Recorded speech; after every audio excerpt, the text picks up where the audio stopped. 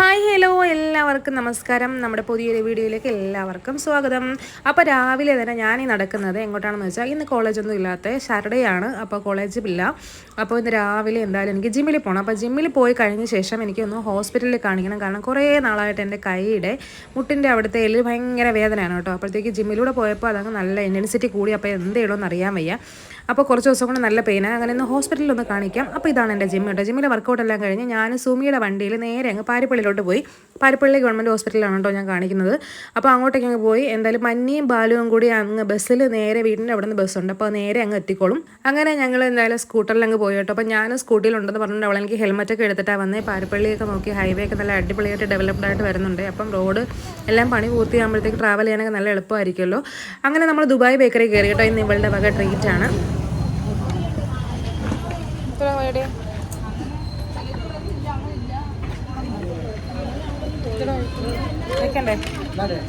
അങ്ങനെ ജിമ്മിൽ പോയി വർക്കൗട്ടും കഴിഞ്ഞ് ഫ്രൂട്ട് സാലഡ് കഴിക്കാൻ വന്നേക്കുവാണ് കേട്ടോ ഞങ്ങൾ.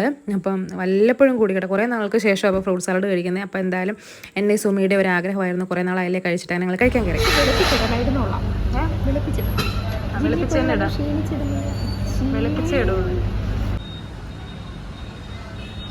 ഞാനിപ്പോൾ കുറേ നാളായിട്ടോ ദുബായ് ബേക്കറിയിൽ നിന്ന് കഴിച്ചിട്ട്. നല്ല ഐസ്ക്രീം എന്ന് പറയാം കേട്ടോ സുമി, നല്ല ടേസ്റ്റ് ഉണ്ടായിരുന്നു. അപ്പോൾ അവൾക്ക് കിട്ടിയാൽ മാംഗോയുടെ എക്സ്ട്രാ ഫ്ലേവറും കൂടെ ഉണ്ടായിരുന്നു. അപ്പോൾ എൻ്റെ ഇത് ഇല്ലായിരുന്നു. ഒരുപാട് ഫ്രൂട്ട്സും നട്ട്സും ഒക്കെ ഇട്ടിട്ടുണ്ടായിരുന്നു. സൂപ്പറായിരുന്നു കേട്ടോ ഇത്.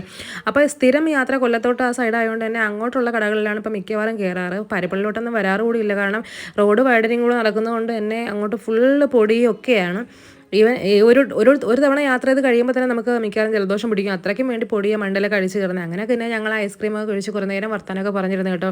വല്ലപ്പോഴും കൂടി ഇങ്ങനെ സാറ്റർഡേസിൽ മാത്രമേ നമ്മൾ കാണുന്നുള്ളൂ. അപ്പോൾ പിന്നെ കുറേ നേരം കാര്യങ്ങളൊക്കെ പറഞ്ഞിരുന്ന ശേഷം നേരെ അങ്ങ് ഹോസ്പിറ്റലിൽ പോകാനായിട്ട് പിന്നെ ഇറങ്ങി കേട്ടോ. അപ്പോൾ അതാ അങ്ങനെ ഞങ്ങൾ കഴിച്ച് കഴിഞ്ഞ് ഫ്രണ്ടിൽ ബില്ലടയ്ക്കാൻ വന്നപ്പോൾ എന്തേ ഈ ചേച്ചി ചോദിക്കണേ എന്താ വീഡിയോ ഒക്കെ എടുക്കുന്നതെന്ന്. അപ്പോൾ സുമി എന്നെ കളിയൊക്കെ പറഞ്ഞു, ഇവളൊരു യൂട്യൂബറാ ചേച്ചി എന്ന് പറഞ്ഞു വന്നപ്പോൾ ആ ചേച്ചിയുടെ മോനെ എൻ്റെ കോളേജിൽ പഠിക്കാൻ കേട്ടോ. അങ്ങനെ കുറേ നേരം ചേച്ചിയുടെ വർത്താനം പറഞ്ഞു. പിന്നെ ബില്ലെല്ലാം പേ ചെയ്തങ്ങ് വെളിയിലേക്ക് അങ്ങ് ഇറങ്ങി കേട്ടോ. ഇനി നേരെ ഹോസ്പിറ്റലിലേക്ക് യാത്ര.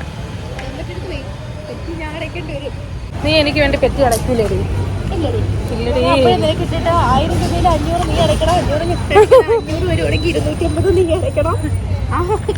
അതിലും ഷെയർ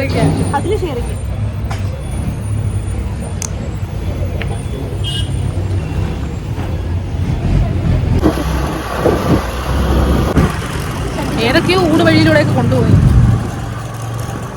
ഇവർക്ക് സകല ഊടുവഴികളും അറിയാം പാരിപ്പള്ളിയിലുള്ള.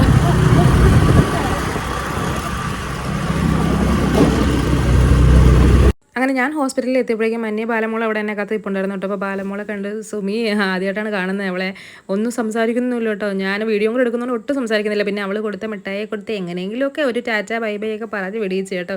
പെട്ടെന്ന് അവൾ ആളിൽ പെട്ടെന്ന് അടുക്കത്തില്ല. ആദ്യമായിട്ട് കാണുവാണെങ്കിൽ ഇച്ചിരി സമയം എടുക്കും കേട്ടോ. ആരായിട്ട് ഒന്ന് മിങ്കിളായിട്ട് വരാനായിട്ട്. അങ്ങനെ സുമിയുടെ അടുത്ത് ടാറ്റ പറഞ്ഞ് എന്തായാലും. അങ്ങനെ ഞങ്ങൾ ഹോസ്പിറ്റലിൽ എത്തി കേട്ടോ. ഹോസ്പിറ്റലിൽ എത്തിയിട്ട് നമ്മൾ ടോക്കൺ എടുക്കാനായിട്ട് കുറേ നേരം വെയിറ്റ് ചെയ്യേണ്ടി വന്ന്. നല്ല തിരക്കുണ്ട് കേട്ടോ. എനിക്ക് ഓർത്തോ ഡോക്ടറെ ആയിരുന്നു കാണിക്കേണ്ടിയിരുന്നത്. കൈയുടെ മുട്ടിന് ഭയങ്കര വേദന കേട്ടോ. കുറേ നാൾ കൊണ്ട് നടന്നു. പിന്നെ നിവർത്തിയില്ലാതായപ്പോഴത്തേക്ക് ഹോസ്പിറ്റലിൽ പോകാമെന്ന് വിചാരിച്ചത്. സത്യം പറഞ്ഞാൽ ബാലത അവിടെ സുമി കൊടുത്ത മിഠായും കഴിച്ചിരിക്കുന്നുണ്ടായിരുന്നു. അങ്ങനെ ടോക്കണൊക്കെ എടുത്തിട്ട് നേരെ ഓർത്തോ സെക്ഷനിലേക്ക് വെച്ച് വിടുവാണേ. ഓർത്തോ സെക്ഷൻ മാത്രമായിട്ട് തന്നെ നല്ല തിരക്കുണ്ടായിരുന്നു. എനിക്ക് കിട്ടിയ 198ാമത്തെ നമ്പറായിരുന്നു. പിന്നെ അവിടെ ചെന്ന് കുറേ നേരം പോസ്റ്റായിരുന്നു. നിറയെ ഡോക്ടേഴ്സ് ഇരിപ്പുണ്ട്. അപ്പോൾ ഞാൻ കാണിച്ചൊരു സീനിയർ സർജനെ ആയിരുന്നു കേട്ടോ. അപ്പോൾ പുള്ളിക്കാരനെ കാണിച്ചു. കണ്ട സ്പോട്ടിൽ പുള്ളിക്കാരൻ ഐഡൻറ്റിഫൈ ചെയ്തു കേട്ടോ. എനിക്ക് ടെന്നീസ് എൽബോ വേണമെന്ന്. അങ്ങനെ സന്തോഷമായി ടെന്നീസ് എൽബോ കിട്ടിയതിൽ. പിന്നെ റെസ്റ്റ് പറഞ്ഞേക്കുമായിരുന്നു. പിന്നെ നമുക്ക് റെസ്റ്റ് ഒന്നും എടുക്കാൻ പറ്റത്തില്ലല്ലോ. നമ്മൾ മാക്സിമം നമ്മൾ ഓടുന്നിടം വരെ ഓടട്ടെ.